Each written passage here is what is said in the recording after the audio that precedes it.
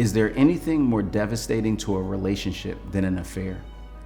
Even if we personally haven't experienced the misfortune of a loved one's unfaithfulness, we likely know someone who has. I recall speaking with someone whose spouse had cheated on him. The utter betrayal, erosion of trust, anger, sadness, and the crisis of faith that emerged were absolutely devastating to witness. In a moment, promises made and expressions of commitment once spoken felt like a violent kick to the gut. Did you know that God knows exactly how that feels? In the book of Jeremiah, God revealed that in his relationship with Israel, he experienced the betrayal like a husband whose wife had cheated. God recalled the early days of the relationship in Jeremiah 2:2. I remember the devotion of your youth, how as a bride you loved me and followed me through the wilderness. At Mount Sinai, God had proposed to be their God, and the people said yes enthusiastically.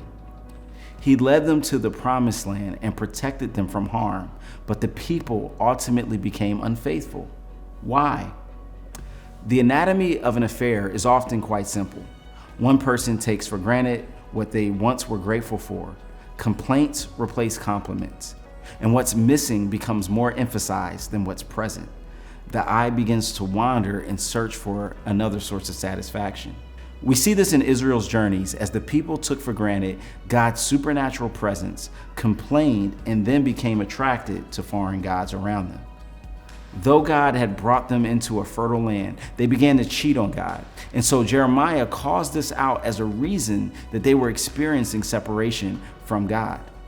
Amazingly, God remains faithful to us even when we're faithless. He waits to welcome us with open arms even after we've put other things before him. What might be competing with your affection for God? What can you thank God for that you've been taking for granted? God invites us to renew our vows to him today.